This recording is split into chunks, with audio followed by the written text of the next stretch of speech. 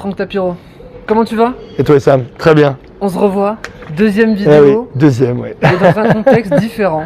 Oui. Tu es candidat aux législatives. Absolument. Pourquoi? Comment ça t'est venu? C'est quoi la dynamique? Dis-nous tout. En fait, ça fait 30 ans que je m'intéresse à la politique, que je travaille avec les politiques. J'ai à la fois travaillé de Mitterrand à Sarkozy, à Emmanuel Macron. Je me suis intéressé, mais j'ai travaillé avec eux. Et puis, je m'intéressais à la politique, mais à la fois, je ne voulais jamais rentrer dans un parti. Alors pourquoi?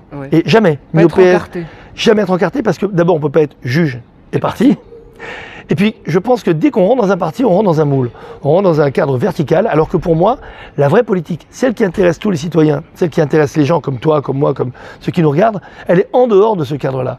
C'est le besoin fondamental, ce sont ce qu'on appelle le bien commun.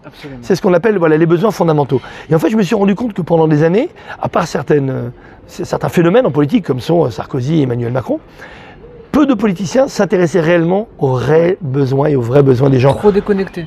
Déconnecter, mais des choses concrètes, de la vie quotidienne, mais pas seulement du prix de la baguette ou du prix du ticket de métro. Non, de leurs problématiques au quotidien. Parce que c'est facile de lancer des grands thèmes comme ça, mais qu'est-ce qui les touche vraiment? Comment est-ce qu'ils finissent en fin de mois? Dans quel environnement ils vivent? Quels sont leurs problèmes de santé? Problèmes d'éducation des enfants? Leurs problèmes fondamentaux de sécurité et de justice, parce qu'on sait parler d'eux. Et tout cela, pour moi, c'est le bien commun. Et donc, comme j'ai vu que ce bien commun n'était pas traité par les politiciens, je me suis dit, plutôt que de continuer à les critiquer, il fallait les remplacer. Donc plutôt que de dire à tout le monde, avec une grande incantation, remplacez-les, j'ai dit, remplaçons-les, je commence par moi d'abord. T'as tout arrêté pour ça? Ah bah, ça fait un mois qu'on bosse avec toute mon équipe, ma femme, toute ma famille m'aide là-dedans, et puis on est rejoint par tellement de gens. J'ai vu la dynamique. Tu as vu la dynamique? Là, on y était. C'est incroyable. C'est impressionnant. Mais parce que quand il y a les politiciens d'un côté et les citoyens de l'autre, bah, les gens préfèrent parler aux citoyens.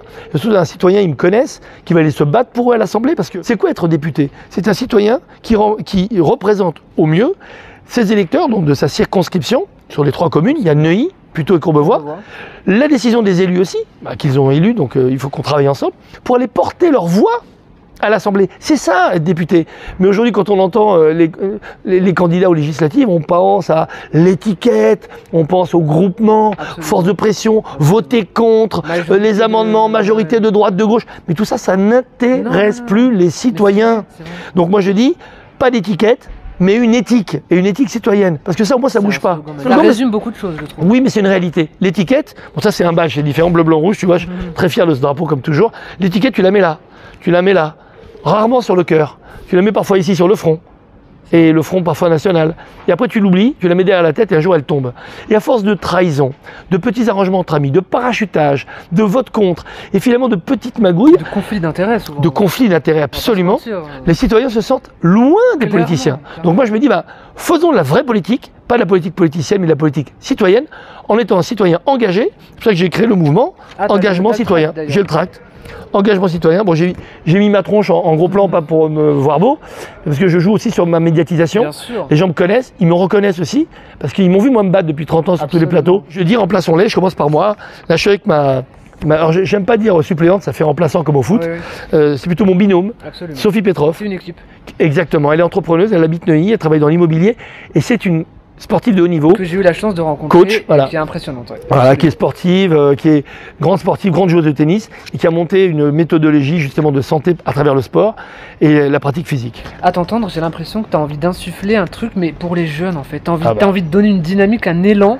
Comment tu pourrais résumer ça? Merci Sam, tu as vraiment tout résumé. Moi je fais pas ça ni pour moi, ni pour, encore une fois, médiatiser, je le suis tous les jours. C'est ça, c'est pour ça que je sens qu'il y a un vrai truc d'élan que tu as envie de... Voilà. C'est un devoir en fait, un devoir citoyen. Ça a commencé un matin, j'étais avec ma femme, mes enfants, mon fils et mes 2 filles, et on parlait politique et je me suis dit, mais vraiment ça m'est venu comme ça, qu'un jour je n'aimais pas me réveiller devant eux et me dire, papa mais t'as parlé avec plein de politiciens, t'as fait plein de débats, t'as conseillé, mais qu'est-ce que t'as fait réellement?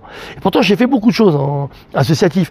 À Neuilly, j'ai créé le Rugby Club de Neuilly il y a 35 ans avec ma famille, mes amis, mes frères. On fête les 35 ans du club la semaine prochaine, avec plus de 400 ou 500 licenciés. J'ai travaillé pour Neuilly Communication, j'ai travaillé pour un nombre de grandes causes, tu le sais, énorme.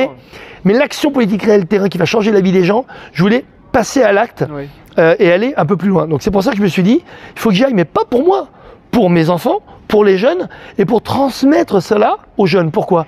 Tu vois bien qu'aujourd'hui, à part malheureusement, je le dis malheureusement parce que je le pense fondamentalement, à part le gourou de la secte, la France indigne, enfin ou insoumise, Mélenchon, je dirais. Mélenchon, personne ne parle aux jeunes. Lapsus révélateur.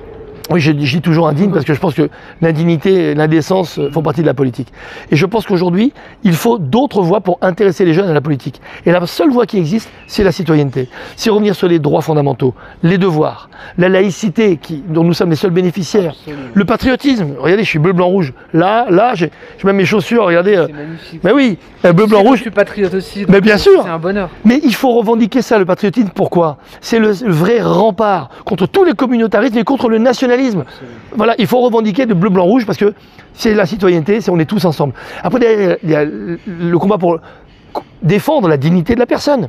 Et puis, une fois, ça tient à cœur, je sais que ça tient à cœur. Ah oui, parce que vraiment, la dignité de la personne, c'est l'antiracisme, la parité homme-femme, les gens, respecter les gens sur les genres, leurs opinions, quelle que soit leur religion. C'est ça la citoyenneté.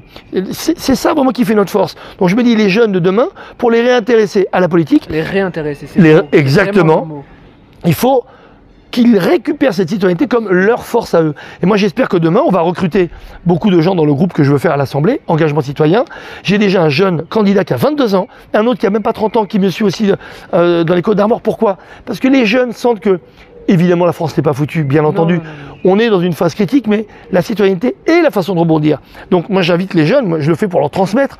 Je suis là pour être le déclencheur. C'est aux jeunes, c'est à vous de venir travailler à mes côtés, travailler aux côtés de tous les citoyens engagés qui me soutiennent et qui sont avec moi dans ce grand mouvement. C'est à vous de reprendre le flambeau. C'est à vous de montrer parce que la citoyenneté amène au monde. Depuis 1789, on n'est plus que français. On est des citoyens français. C'est cette valeur ajoutée supplémentaire, ce supplément d'âme qui fait de nous un pays à nul autre pareil. Donc moi j'y crois. Et si vous êtes des citoyens engagés, je vous attends. J'y crois également. Merci Franck. Rendez-vous dans une semaine, premier tour. Jeudi soir, 19h30, jeudi 9. Rendez-vous au Café Le Marly, avenue du Roule, 54 avenue du Roule à Neuilly, pour une grande réunion. C'est un apéro citoyen. On va parler du programme, on va échanger, vous montrer plein de vidéos.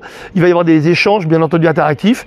Tout ça pour mobiliser les citoyens. Et on a besoin de vous parce que les élections, ça commence dimanche. Et vendredi soir, la campagne s'arrête. Donc jeudi soir, 19h30, au Marly. Merci à Neuilly. Franck. Issam. Rendez-vous la semaine prochaine. Et aux actes citoyens. C'est ça le slogan. On compte sur vous. Merci Franck. Bye bye.